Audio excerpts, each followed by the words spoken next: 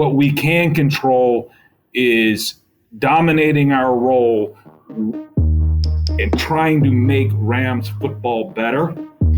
And that's a little bit easier to control. It's a little bit easier to build a task list than, hey, let's go win a game.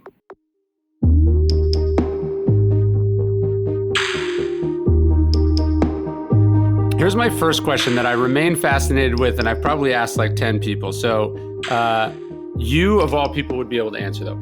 Is it possible to be great in professional sports, let's say as a GM of a team, and work somewhat normal hours? Or does everyone have to do the get there at 4 a.m., work around the clock sort of thing that coaches and GMs are notorious for? If I answered that, this is my 25th NFL training camp. Yeah.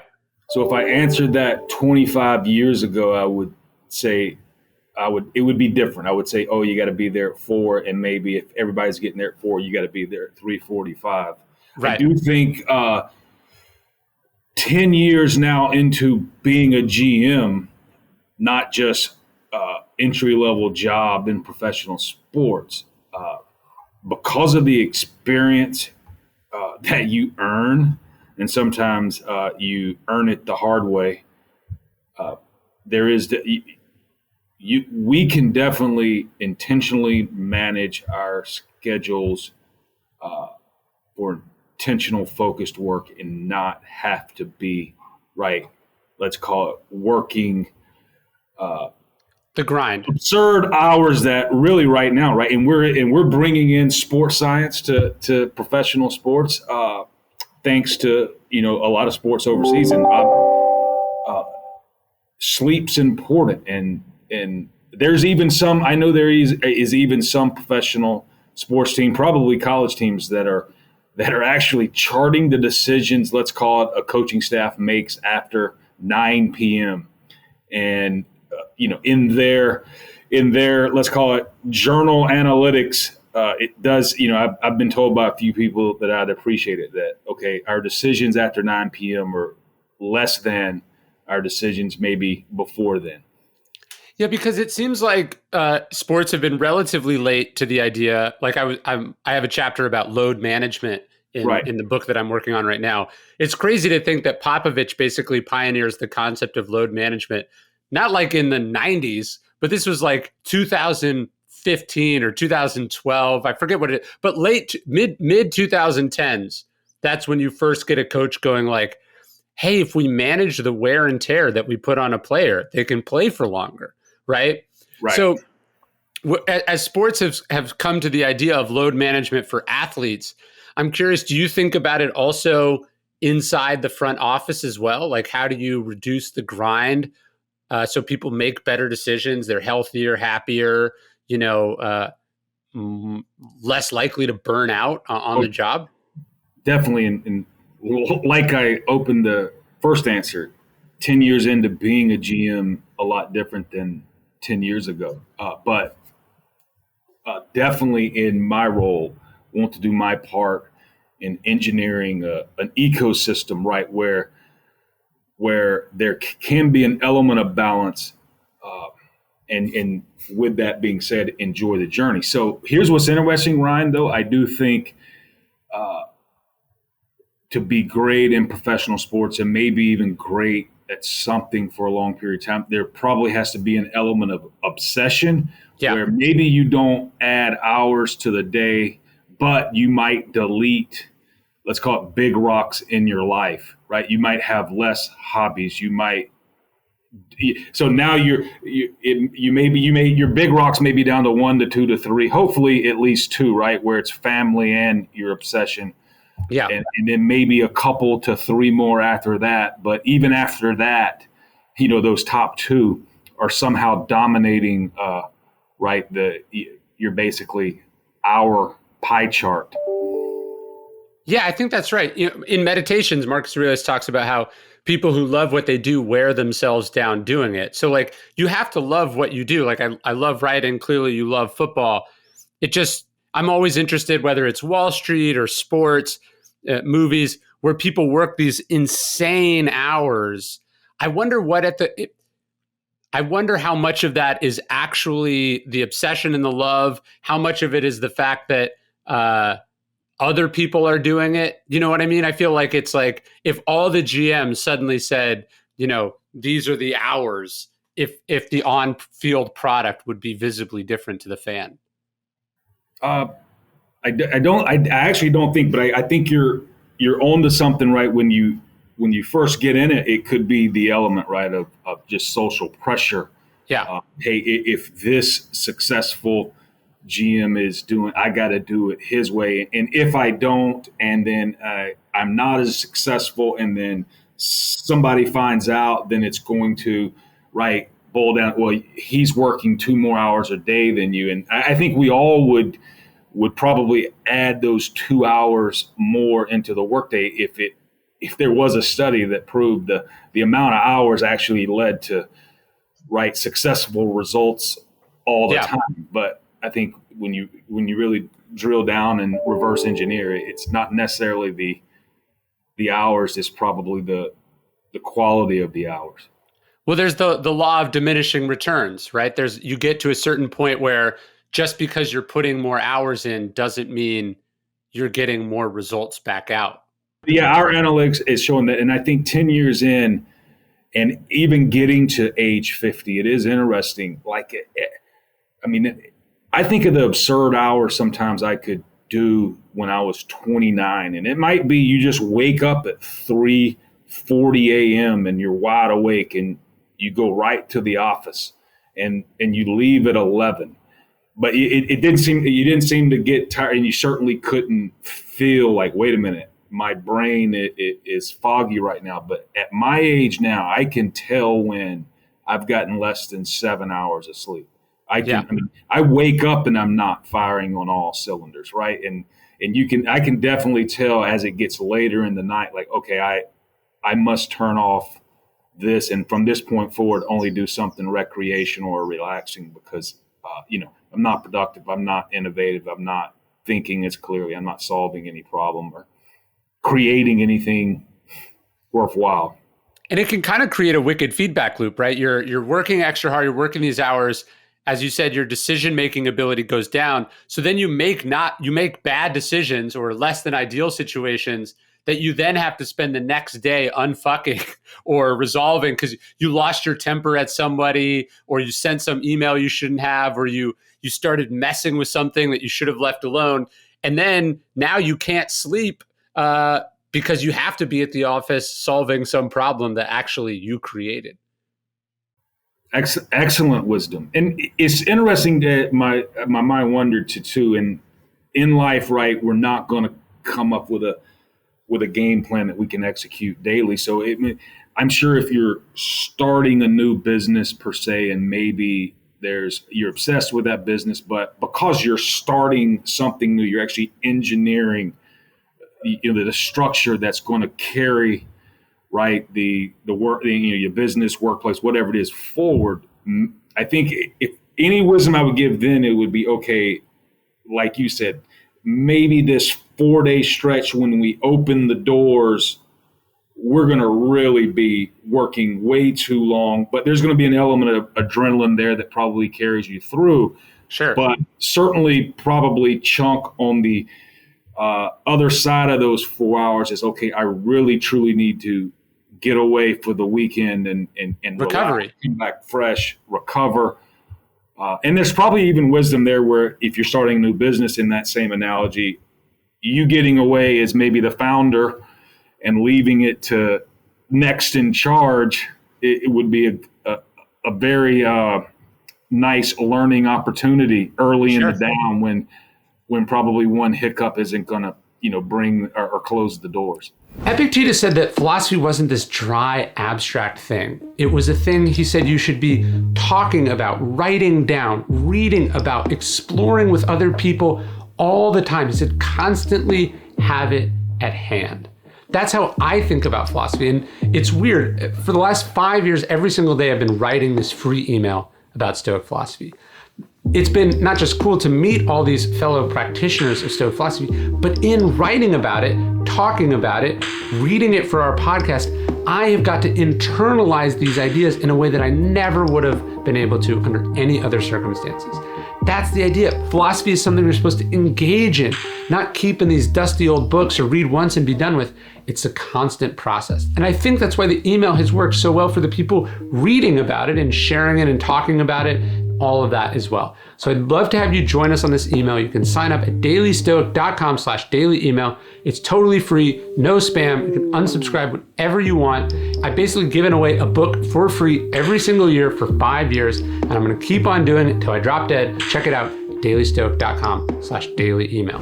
So when I came out and talked to you guys, I guess it was 2 years ago now or 3, I forget. But one of the things you had showed me that was sort of in the Rams cultural values was keep the main thing the main thing. What does that mean, and how do you guys sort of actually apply that? So really simply, I think what I would say, let's call it the one variable that, or the first variable is, all right, we have an organization made up of a lot of different people, and within that, each one of these individuals has an expertise, and some of those individuals are leading other experts in kind of their realm or that group's expertise, and some of the people in those groups are trying to become experts and may have other roles that help the experts. But so number one would be the first variable was, if we all come into the building and try to help the Rams improve at football, at whatever your job description is, sure, spend our energy there, right? So what that leads to, what we're hoping is, some version of some compound interest, a Jim Collins flywheel effect, a snowball effect where, we just keep rolling the snow and the ball gets bigger and bigger and bigger. And it's because we're focused on that snowball, right? So that's number one. The other two is I think it can cut down on some of the people interaction, collaboration, drama, right? In terms of that I think hinders production is, okay, sure. Wait a minute, that's not the main thing, right? Whether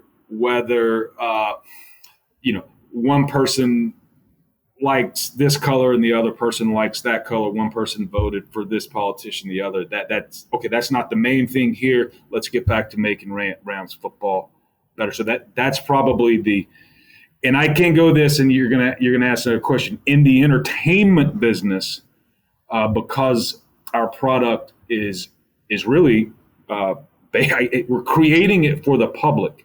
Yeah. And the neat thing is what keeps let's call it entertainment rolling and professional sports rolling is maybe the drama that takes place in between the games. Sure. And there is an element, of there's going to be a lot of noise on the outside. Sure. Right? Critics, what have you, ideas, but that's not the main thing. The main thing is to create a product so that our fans can discuss it, whether they thumbs up it or thumbs down it. We have to stay focused on the main thing, and the main thing is make Rams football. Well, it's really, I think, it's not necessarily winning. That would be the result. I think what we can control is dominating our role and trying to make Rams football better. And that's a little bit easier to control. It's a little bit easier to build a task list and, hey, let's go win a game. What we're hoping, Ryan, is all of that combines, that on Sunday, when the clock, runs out and there's 0, 0, 0s on the clock, we have more points than the other team. But so is it like that the organization has the main thing of get better at football, and then does each subsequent person have their own main thing? Like the GM has a main thing, the coach has a main thing, the running back has a main thing, the janitor has a main thing, and that's sort of where the Belichick idea of just do your job comes in? do your job, be clear and concise on what that job is, right? And stealing a little bit from James Clear and some of his habit journal stuff, right? And he talks about the 80-20 rule, right? Is making sure everyone in the building, right, has those 1 to 2 to 3, 4 things that they can dominate, that they actually can manage enough time and intensely focus on that and dominate. And again, that gets back to your first question now, right? Right, everyone has a specific role. They know that role. They understand that role. That should allow them to not have to be at the office at 4 a.m. and leave at 11. And it can also help individuals determine, wait a minute, this isn't a role that truly fulfills me, so maybe I better go look somewhere else. Right. It must be weird for the GM because you have so much control, but then you also have so little control. Like, you can assemble the players, you can negotiate their contracts, you can set up incentives, but at the end of the day, like, you can't actually throw or catch the football for them, and you can't decide what plays get called. So is that a challenge too? Like, how does each person in the organization stay in their lane? That is the humbling part of sports, probably a humbling part of a lot of life, but it is maybe the more fulfilling part of sports, is right where there's a collection of humans, and we're collaborating to compete, right? We're collaborating not necessarily to be the best GM or be the best offensive line coach or be the best athletic trainer or be the best team chaplain or be the best team psychologist. We're all collectively collaborating for the Rams to be greater, and that whole Rams is greater than all of us. So I remember when I wrote Ego is the Enemy, there was this exchange between John Snyder and Pete Carroll. Someone was asking them, they said, how have you guys worked together for so long? Most GMs and coaches don't have long-term collaborative relationships. It tends to be short-term or collaborative or worse, they hate each other. And John Snyder said something like ego is the enemy, meaning that the two of them were able to collaborate because they took ego out of it. How does that relationship work, not just between you and Sean, but how does it work generally? Because I imagine there is some jockeying for power and control, but the only way you're both going to be successful is if you're able to collaborate with each other. Yes, and going back to the main thing and the main thing, keep the main thing the main thing.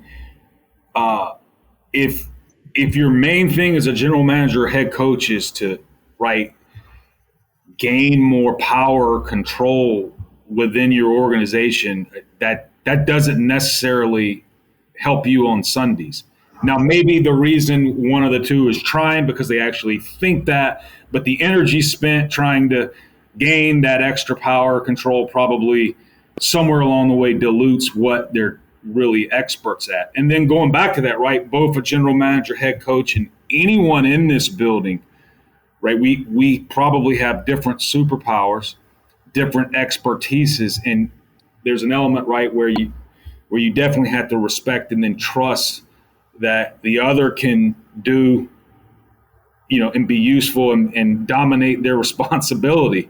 So I think that is very key, and that's what really works between Sean and myself is he really wants to coach football, and I would not be any good at coaching football. And he doesn't want to do my job. Right. He might be good at my job, but he doesn't want to do it. And I think we both, right, that allowing each other to do their job, that allows us to really focus on what we're experts at. And at the end of the day, that truly helps when we do sit down to solve problems, overcome obstacles, collectively, collaboratively, right, to figure out the best solution or the better innovation and things like that. Yeah, I was fascinated. Did you watch the Last Dance documentary about the Bulls? Yes. I was fascinated. It's actually pretty common where, like, you have a GM, Jerry Krause, and then you have the coach, Phil Jackson. And the GM is like jealous of the coach, that the coach getting all the attention and the credit. And it's like, dude, you picked the job that is the least sexy and public facing, and then you're mad that you're not getting the same amount of attention as the guy who's on television every night. I'm going through this with some friends that bought a business together, and it's like one of them is the public facing and the other was like the behind the scenes guy, but the behind the scenes guy is jealous that the public facing guy is public. And it's like, how did you not see this coming? So I'm always fascinated with the way ego can destroy a relationship that they went into with their eyes open, and somehow we want to have our cake and eat it too. Like, do you know what I mean? Oh, no doubt. That's probably why stillness is the key, right? So you could sit down and be still. And as I think through that, in the Bulls analogy, right, Jerry Krause wouldn't be jealous of Phil Jackson unless they were successful, right? If Phil Jackson was flopping, he wouldn't be jealous of Phil Jackson. But at the end of the day, both Phil and Jerry were hired to have a successful basketball team. And that is exactly what occurred. So I sometimes I laugh at that. I mean, we've termed them high class problems or in psychology, right? Small differences. But at the end of the day, right, a GM, right, number one, should want a really successful coach and coaching staff that is preparing a team to be successful on game days. I mean, that's now we should be celebrating that, right? That's cigar moment, maybe. That's yeah, you're resenting the person for doing exactly what they were hired to do. And deep down, you became a scout or a GM because you're not that person. Do you know what I mean? You're not the person who seeks out the limelight, who can do the thing on camera. So it's strange. It's like I know people who they'll write a book and then they'll sort of suddenly be mad that, or not mad, but they'll be envious of someone like an entrepreneur who made like lots of money. And it's like, were you under the impression that book publishing was where you would go to make the most money? Like, you picked the wrong thing. If that you can't pick a thing being very aware of the inherent trade-offs of that thing, and then once you get to the finish line, expect it to magically be different than it was promised to you at the time you started the process. Yeah, I think you mentioned it, right? That keen awareness of what you, I would say, what you signed up for, and be accountable for, right? The sum of all the things you've signed up for. And then say if you get to the end and that's not as fulfilling for whatever reason, right? In your case, right, the author now puts up his pen and paper or typewriter or computer and now goes and starts a business. I don't know if it works, but that's probably how the process should go, and there should not be a lot of griping or moaning or groaning about that.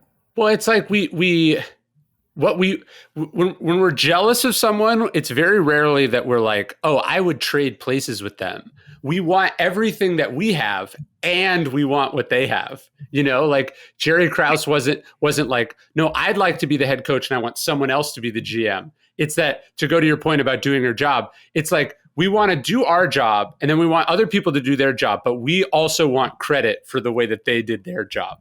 Yeah, I think I love psychology, and my wife will, and she does. But I mean, there's some element of homeostasis there, right? You wanted to be a successful GM, and having a successful coach and a successful team is part of that. But once that sets in and that becomes the norm, you're exactly right. Wait a minute, something else go out. I would like to be the one that does the press conference every day. But now maybe you wouldn't like to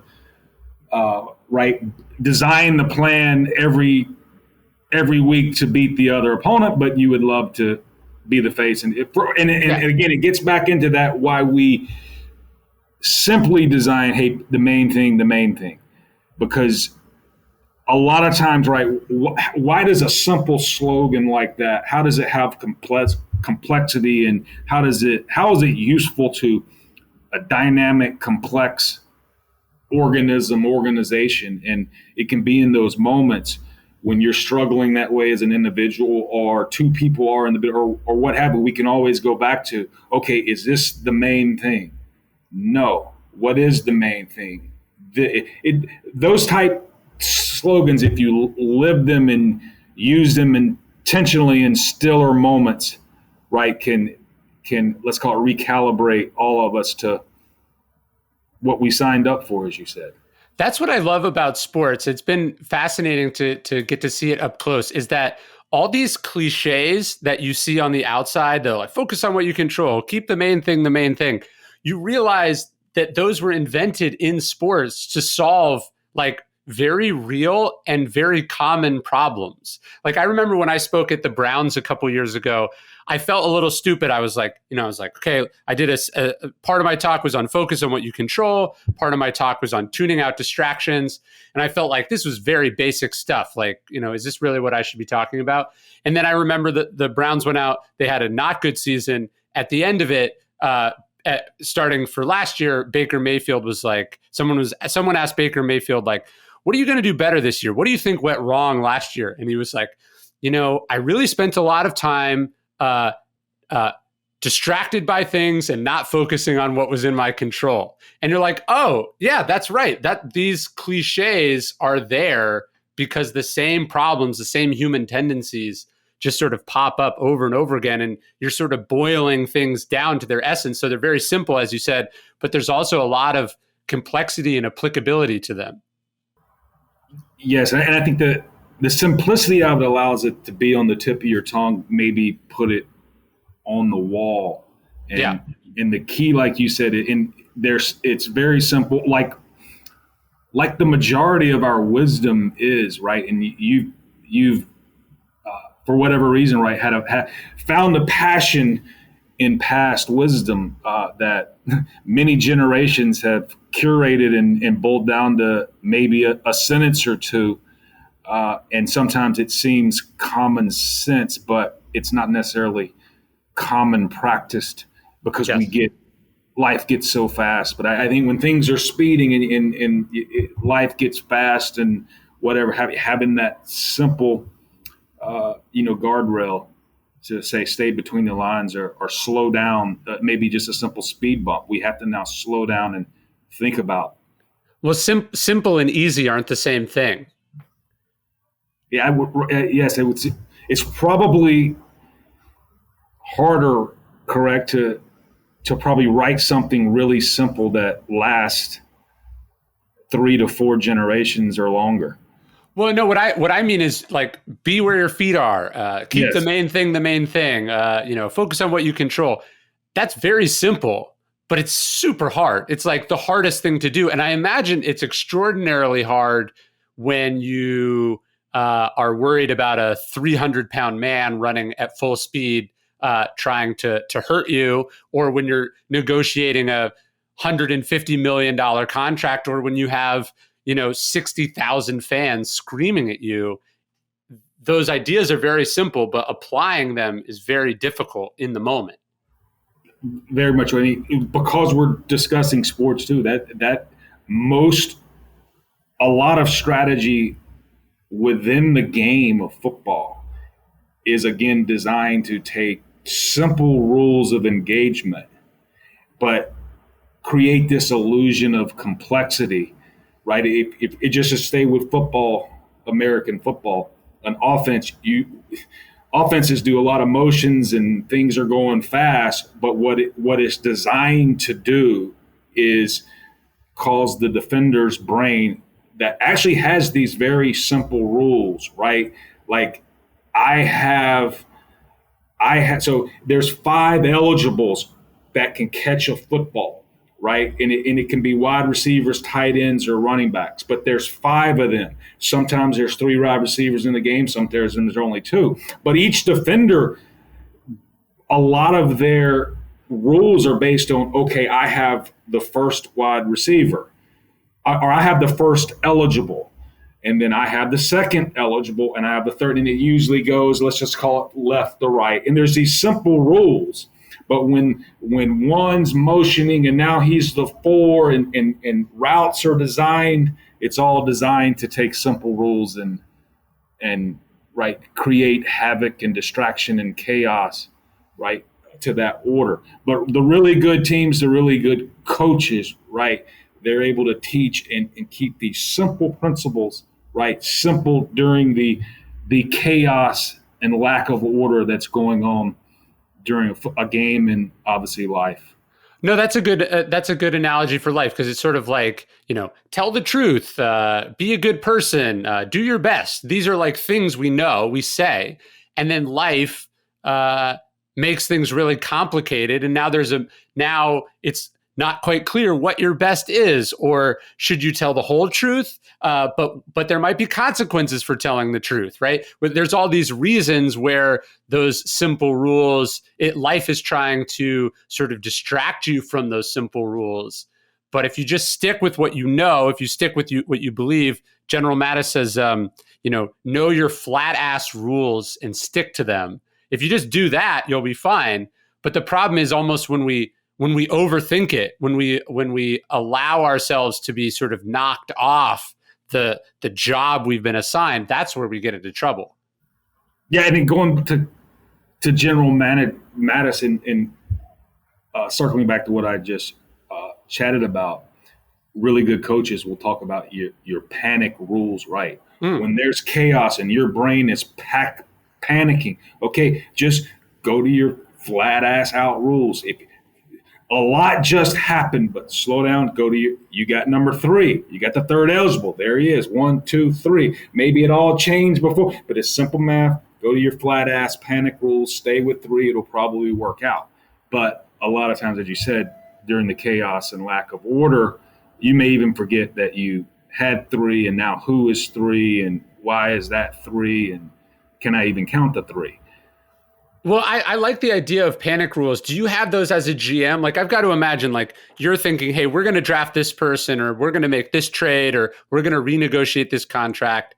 And then all of a sudden, somebody says something on social media. Then there's a report on ESPN. Now the fans, they think strongly about this, or you're getting, the owner is putting in their opinion. Do you have like flat ass rules or panic rules that you revert to under pressure or stress? Like, here are the basic assumptions I have as a GM. What are those, and how do you revert back to them under pressure? We definitely have panic rules, and it's interesting when us in sports get a chance to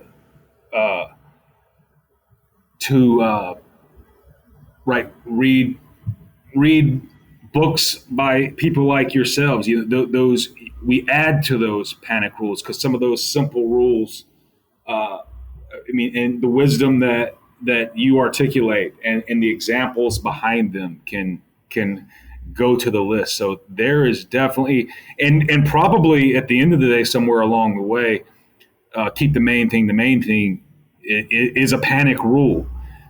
Sure. We say around here, we, not me, and sometimes that means we is greater than me, even though we're well aware that the individual, the me's that make up the we, are the heartbeat and matter, because they're people. But it can help you go back to, okay, wait a minute, we're here to do what's best for the whole. So how do we make a decision? Okay, maybe we're making a more individual decision that may set some precedents that these other individuals that are part of the we now, are disturbed by it, and it's an unintended consequence. So, and there's many of them, and one of them is when in doubt, don't act. When in doubt, think about it more, right? Because There's an element of doubt there that, okay, if we have to make the decision right now and there's more doubt than certainty, don't make it, right? Don't make the don't trade somebody under pressure, that kind of thing. And it might, and making that trade might have been the right thing to do, but we would rather have the, let's call it the fault. Is that right? We'd rather have the false negative than false positive. Yeah. So, but okay, wait a minute. Tomorrow we still have an opportunity to make that same trade. Okay, let's think about it longer. We thought there was a timeline. There's not. So you just continue, right, analyzing decisions. So there's a lot of those panic rules. No, I see what you're saying. It's like it's better that you miss out potentially on a trade than to develop the habit of making decisions that you're not 100% sure about. Right. And not that we were ever, right. Technically, probably you're never 100% sure, but I always say the certainty of the decision we're sure of than the uncertainty or the doubt of. Well, that's like that rule, like hell yes or no. Like you either really want to do it or don't do it. And that's a good rule because yes, you'll miss out on some stuff that would have been amazing. And I'm terrible at enforcing this rule, but you'll miss out on a lot of stuff. You might miss out on stuff that's amazing, but you won't drift into doing stuff that deep down you're not really sure about and you probably shouldn't do. Yes, and what's interesting, I've attributed that rule in my book, like, right, if it's not a hell yes, it's a no. Yeah. But I've attributed it to you, and I know other people have discussed it, but you've mentioned it a lot. But I wonder, right, because that may be the pain point, the PTSD that you're constantly, right, trying to get there. You're not there yet. You've probably improved a lot, but you want to continue getting there. I wonder if that what makes you great at actually getting that point across. I think I know I definitely didn't come up with the rule. I've seen it from lots of people. I think the reason I struggle with the rule is like when I think about a couple of the big decisions I made, the decision to drop out of college, the decision to leave my corporate job to become a writer, I was not sure it was the right decision. Do you know what I mean? I was like 60-40 that it would work. Even this bookstore that I opened, there were so many moments where I'm like, this is obviously a terrible idea. What am I doing? Right. And so I think if you expect everything to be clear all the time, you're probably not taking enough risks. I think that's the problem with that rule. Right. Great point. Well, what about you? Because one of the knocks on the Rams is that you guys traded away all your first round draft picks. How do you, one, I'm curious what your actual take on it, because I imagine there was a lot more strategy to it than people think. But two, how do you ignore criticism or doubts in the organization, outside the organization, maybe in your own head? Because I'm sure you see the point of view that people have there, but clearly you did it intentionally. Did it intentionally, very strategic. I think number one is 10 years in, I read a lot less. But I can tell you, Ryan, that if I do read something, right, I'm still enough to, or I've taken a lot of wisdom from you, right? I'm stoic enough, or at least intentionally practice stoicism that, okay, this comment, this tweet, this simple take, right, shouldn't disrupt or even ruffle or get my emotions high or low, depending on whether it's praise or criticism. Now, but I'm also aware that, right, why get into right, a business, let's call it the entertainment business, yeah, like I said, where a lot of the content that drives our business to be, drives NFL football to be maybe the number one, right, viewed sport and entertainment entity right now is again the drama that the speculation.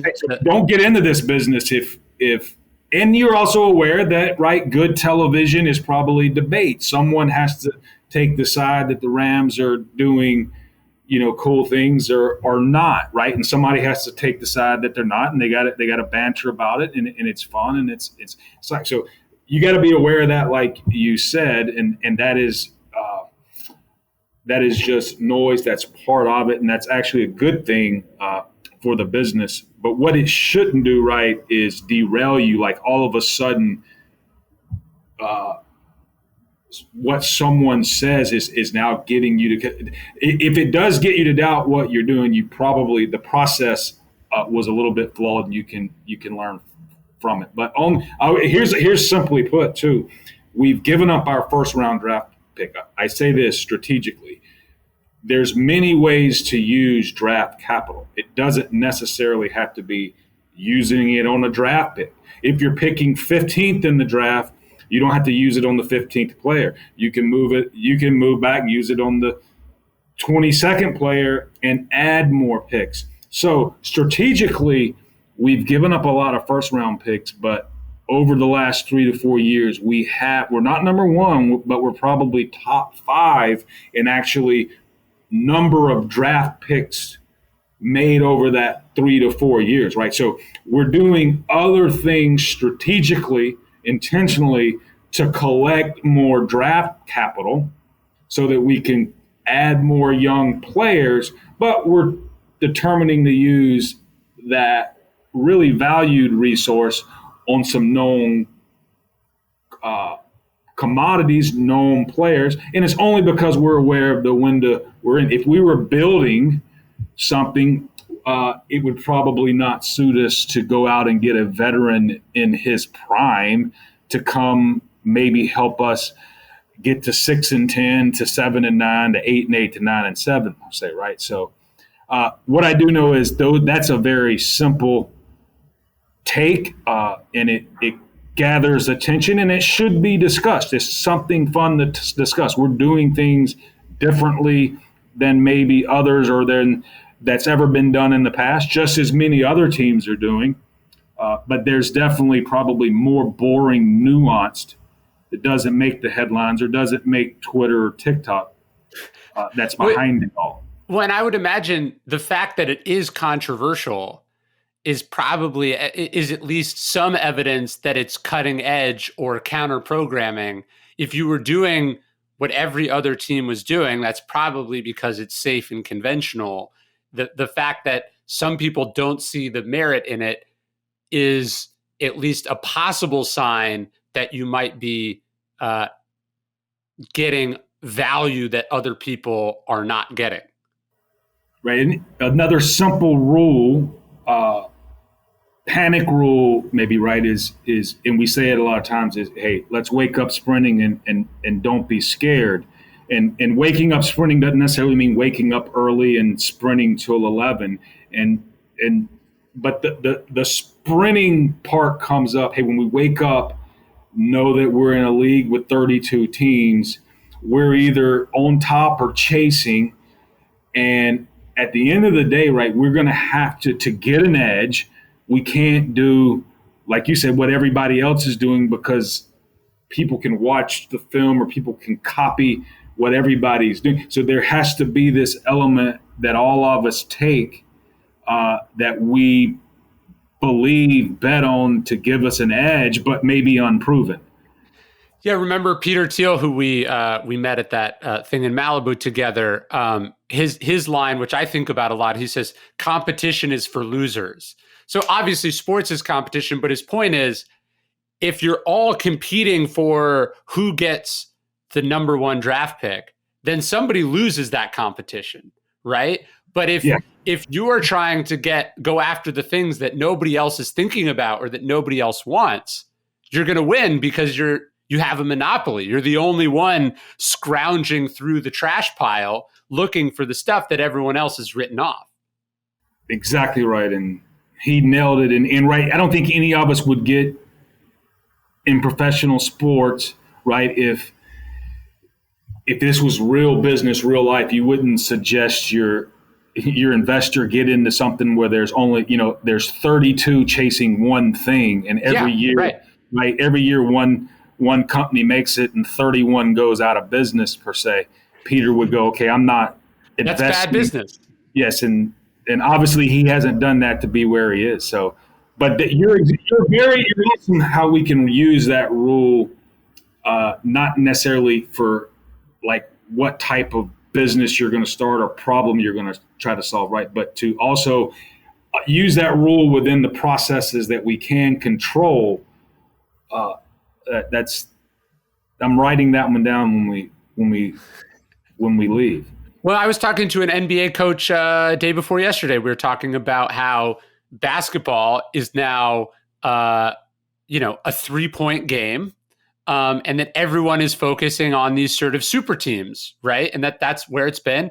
And yet, when you look at the two teams in the NBA Finals this year, they were the closest to an older style complete basketball team. They had they're what obviously Giannis is a a superstar, but the Suns especially are much closer to like the kind of basketball that I grew up with, as opposed to like the game that the Warriors play or the Nets play. And so there's this kind of, I think Mark Twain said, when you're on the side of the majority, pause and reflect. You always want to see what everyone else is doing, and then you want to see, how can I not do the opposite of that, but how can I question some of the assumptions in that and find unexpected value?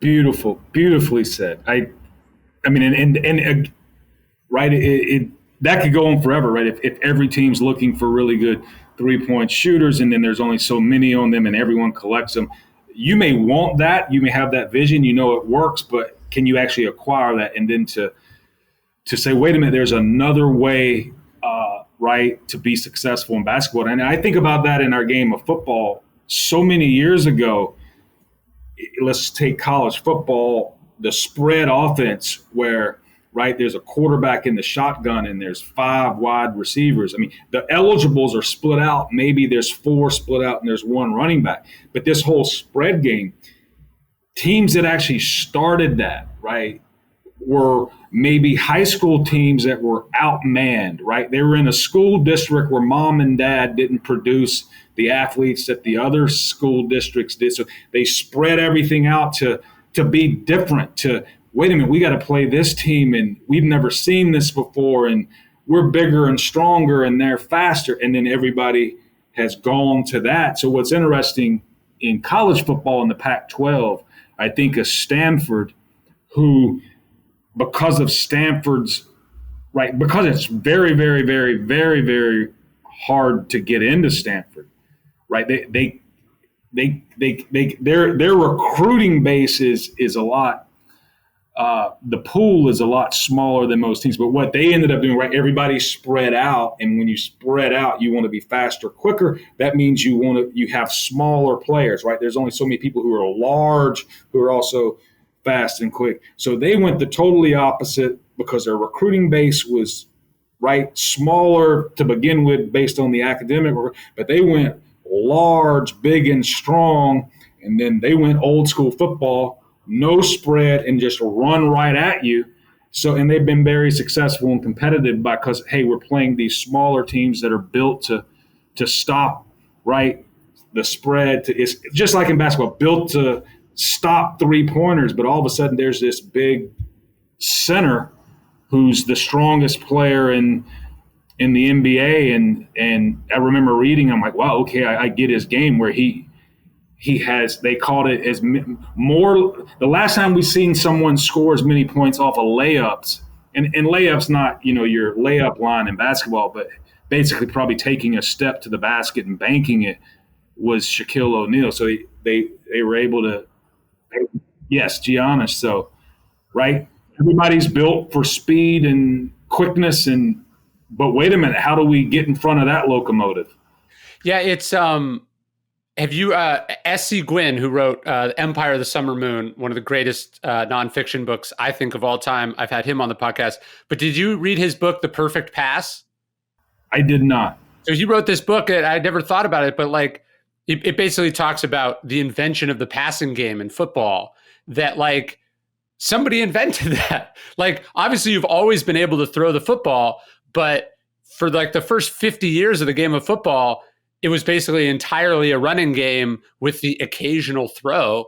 And, a couple coaches, understanding that that's what programming in football was, designed counter programming to it. And that's where we get the modern football game. And that, yeah, you always want to look for the unexploited opportunities, as opposed to bashing yourself against the very well established defenses in an industry, in a game, Even when you're like arguing with someone, we think like, I just got to bombard this person with facts. I'm going to like overwhelm them and dominate them. And it's like, have you ever changed your mind when someone has done that to you? No, you got to go around.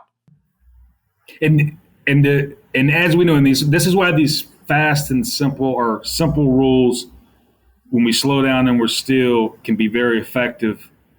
Is right. You think how tough it is to actually, right, move forward and execute something differently. And even if it was strategic with the Bucks, right, how close it might have been to being perceived as crazy, a failed experiment where they were the 1 seed for 2 years in a row but didn't advance. They were down 2 games to none twice this year. If they would have lost that Nets series, sure, down to, they might have even fired the coach and the experiment ended, and what have so to stay pat, to go that direction, as we all know in real time, right? There's definitely obstacles, there's definitely headways that you got to persevere through, and probably should read Angela Duckworth's book Grit if you're gonna take on that challenge, because there's definitely going to be headwinds and hopefully just hills to climb and not necessarily mountains. Well, that must have been part of your experience, right? So you get all the way to a Super Bowl, and you guys got there really fast, and then it doesn't go your way. One, how does it feel to lose a Super Bowl? How do you handle something like that? And then 2, how do you not overcorrect? That must be the real dangerous thing, right? Is like, it clearly, if the game had just gone slightly in a different direction, everyone would be celebrating you. So how do you not overcorrect in the face of something like that? Yeah, the very tough to get over a Super Bowl loss. There's probably 2 factors in that. Normally in sports, you have a next game that just automatically, right? Even if your fandom is not over it, you have to get over it quick because you got a next right enemy that's coming in. The Super Bowl, right, because of the magnitude of the game, or right, how the odds of actually getting to the game. I think about it when I watch these Olympians, right? It's like they got one shot for the gold, and if you come up with the bronze or silver, and you feel at the end of the day, when you're probably telling stories in retirement, winning a silver medal is probably going to be a peak moment in your life. But in that moment, because you had a chance for the gold, the silver seems like the worst thing to happen. So it's a very tough. And then you got to wait 4 years to do it again. Right, because you just don't know when you're getting back. And you're exactly right. We do this in life and sports a lot, right? Overcorrect from the last game. But if an organization got to the Super Bowl, they did a lot of things right. So there's probably less tweaking that needs to be done. So you definitely want to use that as a guardrail to go, okay, wait a minute, just because let's say we were really good at something the whole year and it actually got us to the Super Bowl, and then in the Super Bowl we didn't execute that well, or maybe the enemy defended it a little better, or what have you, right? You got to sit down and go, wait a minute, is this still what we do better? Is this still, right, the best way for us to approach our strategy? And right, the data says you're successful more times than not. So, and the last thing I can say, and this is probably pre-Super Bowl, in sports, ownership really matters. And I give our ownership credit, because at the end of the day, and take losing the Super Bowl out of it, just for myself, right, for our owner and our team president to allow me to continue being GM, because we began the build, but you didn't have the fruits necessary, and we made a coaching change, but they elected to keep myself. But in keeping myself could be good or bad. The good part of that would be you're able to have this wisdom and experience that no one else would have, like, hey, wait a minute, we should tweak that, not this, or at least have those thoughts, and the ownership not, let's call it, overreacting to emotional losses or seasons, and allowing right, allowing continuity to occur and hoping, or with the bet that continuity actually provides wisdom that helps us keep climbing. Well, Stan Kroenke seems to be a bit of an even keel kind of a guy. He seems like he's a difficult guy to rattle. Yeah, I know you've met him, but boy, I know he likes reading some of the Stoic philosophy. But whether he reads your Stoic philosophy, reads any at all, he is definitely born Stoic. Or if he wasn't born Stoic, he does a heck of a job intentionally practicing. And I think that really helps him in his, you want to call it, in his top expertise, which is buying, selling real estate, right? I think you definitely to buy and hold takes a lot of discipline, right? There's no doubt, and to know when to buy and what for, and not necessarily buy right when you see it, all of those things. So it's interesting if some of those, right, whether it's learned, socialized, genetic, a lot of all of that mixed in there together, actually he picked the right obsession to be obsessed with. I remember a couple years ago, I had a meeting at the Montage in Beverly Hills, and I was leaving. I was getting in the Uber, and the valet was like, "Hey, are you Ryan Holiday?" It's very unusual that authors get recognized, and I was like, "I was. How do you know?" And he was like, "Very weird story, but Stan Kroenke came here a few months ago, and I asked him for a book recommendation." This is what the valet was telling me, and he was like, and he recommended that I read Marcus Aurelius, which I did, and that was how the valet had found my books. So he is definitely a student of the Stoics, and he does seem to. Yeah, I imagine you spend all this time, all this money, your team gets to the very highest point, and then you don't quite get it there. There would be the out of anger or frustration or desire to shake things up. I could see where you're like, we got to change everything, but yeah, if your business is buying and holding real estate, that idea of sticking with percentages, if you take a shot that you're going to hit 70% of the time and you miss it, your instinct is to get mad at yourself, but that was actually the exact shot you should have taken. It is, and that you have to understand that 3 out of 10 times it's not going to go your way. That's hard for the mind and the body and the heart to sit with when it doesn't go your way. Yeah, I think that's using sports in the simplicity sometimes, right? The John Wooden one play at a time that Nick Saban has taken, right? That's part of that, right? You can control, and you actually have a chance, right, if you take things one play at a time to be successful that one play. But again, like you said, success is, right, 7 made in 3. So that even if you miss those 3, right, back to back, and maybe your next 3 back to back, a part of the next 10, right? As long as the process is there, and right, what the bigger data is saying, that okay, continue taking that, and we're going to eventually, all of a sudden, you're going to make maybe 14 in a row because you've now missed 6, and all of a sudden you're on a run.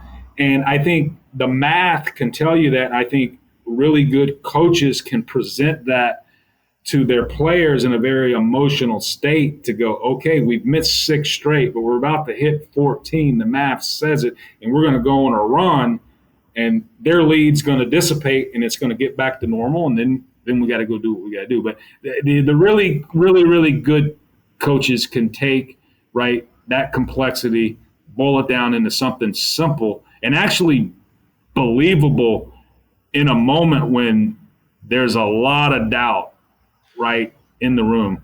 Well, I think about that Sean Payton onside kick in the Super Bowl. Statistically, actually a decent decision. And in fact, coaches should do more onside kicks and go for it more often on 4th down than they do.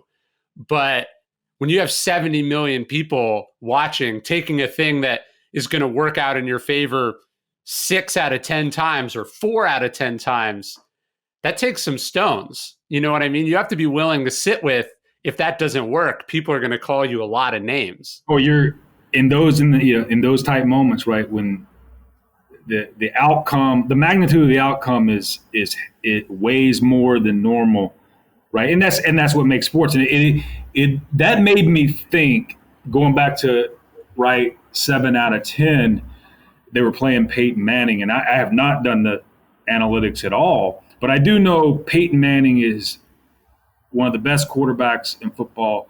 He's one of the more cerebral at that point. I wonder if they actually had data that goes, okay, we just went in the locker room at halftime. Peyton Manning coming out of halftime, if he gets the ball, they have a 80% chance of scoring a touch, a field goal, a 72% scoring a touch, because they made adjustments. So and they've learned what you're doing. They've learned how do they change yours? So and he's like, hey, we're gonna, whether we pin him deep or not, the analytics say he's scoring anyway. So let's shake things up. Let's shake things up, and if we steal that possession, right, we've given ourselves a chance, rather than kicking off and now maybe Peyton making what was maybe a small lead or tie game, a bigger lead for them or what have you. So but it's those coaches being able to use that intelligence that sometimes isn't thought about by the world that's going to react on Twitter. I don't think Twitter was rolling in that particular Super Bowl. Yeah. But could you have imagined Twitter right after that onside kick? And maybe there was Twitter then, and maybe that's what made Twitter big. Like after that onside kick, we need to put that energy somewhere. Yes. All right, last question for you, because this is something I'm writing about right now. Tyler Cowen, who I love, from Marginal Revolution, he talks about this. He says, like a musician, to get better, a musician practices their scales, right? You practice the scales. You just over and over again, you go through the motions. This is how you get better. He thinks about, how do other professions get better, right? And I was thinking about the idea of practice. Like, it's obvious what how a football team practices to get better at football, right? Quarterback, how they practice to get better. Running back, how they practice to get better. How do you think about getting better at what you do? Because what you do it's not so obvious, right? You can't, what do? Do you play fantasy sports? Like, how do you get better at being a GM other than just learning on the job? Well, I think the first thing you got to do is put, right, all your decisions and bucket them, right? This was a trade decision. This was actually an evaluation of amateur decision, college draft, right? This was a staffing, bigger picture staffing decision, right? You got to bucket your decisions first. And then I like to weigh them as well. Like if I get a C in all these decisions, it really means it doesn't affect us one way. It doesn't affect the main thing. So let's not let that clutter, right, our focus and intensity, and get to, right, these decisions right here weigh a lot. They're very crucial. Okay, which ones am I actually good at or not?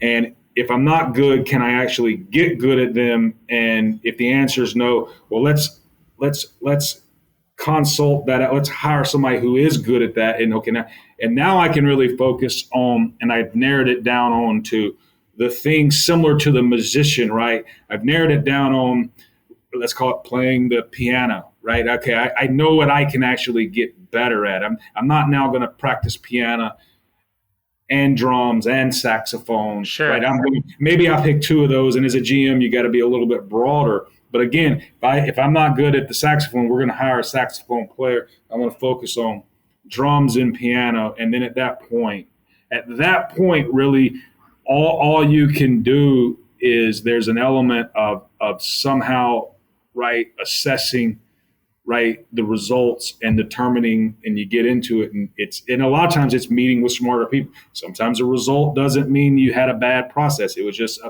bad luck, things like that. So hey, learning how to analyze decisions, learning how to practice, like you said earlier, it's not necessarily right. It's not as cut and dry as and I do believe I could probably practice shooting free throws right now at age 50 every day and some improve my percentage of 100 shots, right? But okay, that's not helping me. Basketball's passed me by, and it's just a hobby. But sometimes GMing it is less cut and dry. But within that, it might be, wait a minute, we missed on these draft picks. They didn't work out like we thought they would.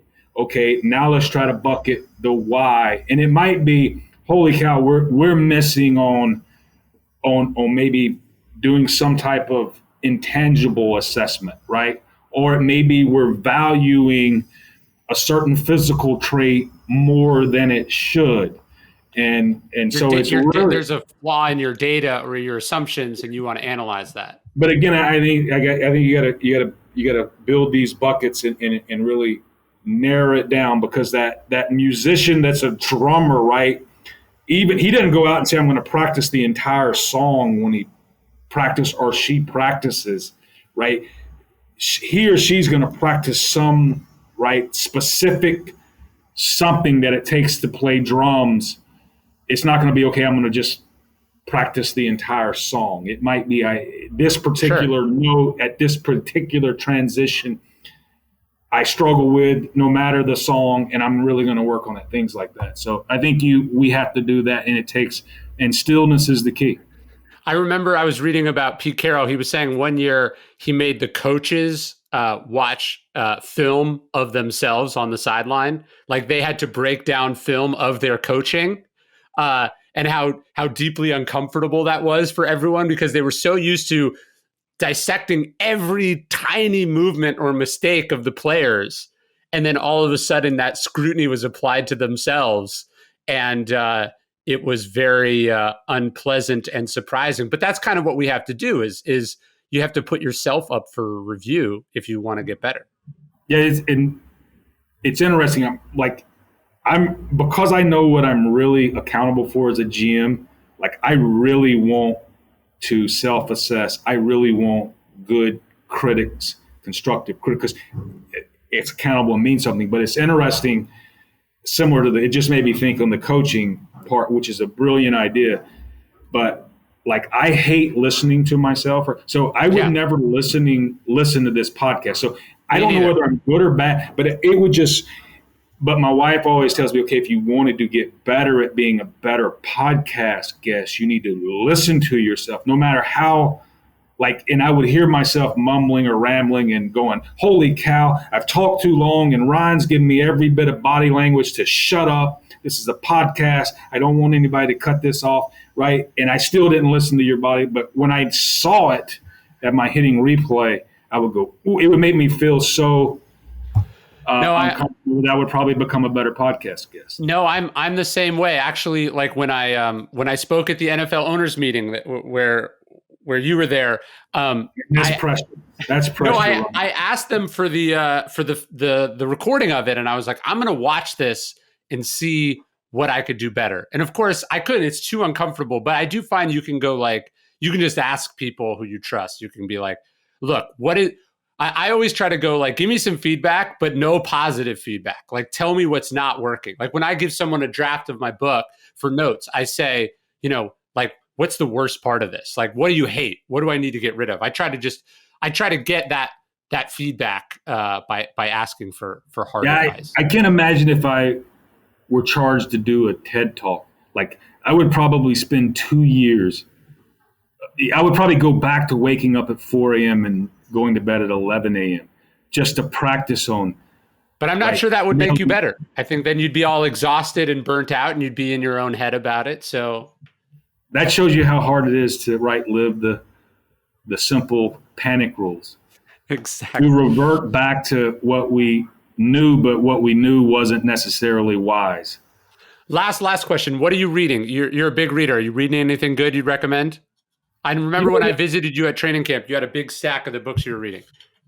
The one I finished this summer, Annie Duke, Angela Duckworth had recommended Super Forecasters. Yep. Right. And that whole pen group, brilliant people that's in the decision making and psychology of decision making. But I had never read it. It's a little bit older book, but there's an element of what we do, of course, in it's especially in player personnel, right, decisions where you have these large staffs and right, we have these independent opinions and trying to, right. Have you read Fooled by Randomness? I have not. I have like heard, that. But what I end up doing, Ron, like I'm the opposite of some people. I end up reading a book, and then I really want to now study it and make sure every now and then I'll read something just to go, okay, I need to get away, and I read, it's interesting. I had to tell my brain, this is a book that I'm not taking notes. This is a book I'm just going to digest, right, and enjoy, and it's going to take me away. And then I'm sure I'm going to remember a nugget here or there. And then there's some books that I go, okay, someone recommended this one, just like the one you just did, and go, okay, I need to read that one, I need to study it, and now review it and then review it again. So my wife, Kara, can like read. Yeah, she just gives you notes of everything, right? Yeah, she reads 4 or 5 books a week if she gets into it, and she can give me the cliff notes and then passes. But she passes books to me, mine stack up, and it would take me a lifetime to read. It took me 2 summers. I just finished this summer reading for the first time, because I didn't read it young, Atlas Shrugged. Yeah. So I mean, you're 1,000-something pages into a pretty. What did you think? You know what? Boy, this is a controversial, right? You know what? I thought Ayn Rand. I thought she was brilliant. It was very interesting sociology, being from Russia to now probably United States, and some of those, whether you are all in on her ideology or not. What was interesting is I thought she was brilliant into getting her ideology across. And like all ideologies, I'm never going to fall on the sword for all of it, right? But what I try to do in books like that are deep and meaningful is, okay, if I were all in, these are the positives. If I were all against, these are the negatives. Kind of look at those and see in reality, right, which ones blended together, are working or not working. So like everything, right, there's probably some thumbs up parts in it, and there's maybe some thumbs down parts. Like, I don't know if that could really work, but. No, it's what I think about Atlas Shrugged is it's very interesting, and it's impressive that she was able to make it interesting. But it's also I read it when I was 19 or 20, and I think a lot of young men read it at that age, and it feels good. And then as you get older, I think you go, this is kind of childish. Like, you're like, oh, you don't appreciate me and my talents. You don't love me for all my contributions to society. So I'm going to take my ball and I'm going to go to my gulch, in the middle of wherever. And there, only around my fellow brilliant people, will I be appreciated. My thing is, like, what would the world look like if people did that? It would be horrible. So that my ultimate takeaway on Atlas Shrugged is that it's immature. Does that make sense? Yes, definitely. I mean, we could talk all day on that, right? But going back to the technique of the book, I started it when the quarantine kind of hit, and I'm like, there's no better time to read, if I'm going to read Atlas Shrugged, than maybe now. Yeah. So I started it last summer. I'm a slow reader, and this is dense. And then I came back and finished it this summer. But what was fascinating is for her to set up all those characters, and I guess it was interesting enough for me to stay with it. Sure. But then in the second half, when it really went to rolling and there was action, and now the people are preaching the ideology and you're figuring it all out, you're like, how did I get through that first part where she like I really know Dagny now. I mean, I feel like Dagny's my sister. Like, I know her. But it took a long time to get to know her, which I don't know if you could pull off a book that dense in let's call it modern Gen Z millennial. That's right. ADD times. I that's what I kept going back to. Could this book be successful today? No, it's you're an author. You could tell me. It's extraordinarily difficult. And you think the book is basically like a series of like 20-page speeches. It's like character, 20-page speech, 20-page speech, 20. And you're like, when you finish it, you're like, this shouldn't have worked, but somehow it did. So artistically, it's a feat of genius. Philosophically, it's sort of like the joke about Ayn Rand is that her thing is about the virtue of selfishness, right? And I think it was Christopher Hitchens who said, do you really find that people have trouble with that? You know, like, have you ever met anyone who wasn't selfish enough? And I think that's where it falls short. It's sort of addressing a problem that doesn't actually exist. No doubt. Les, this was amazing. I can't wait to see you again soon. And yeah, we'll do this again. Looking forward to it. I enjoyed it. Talk soon.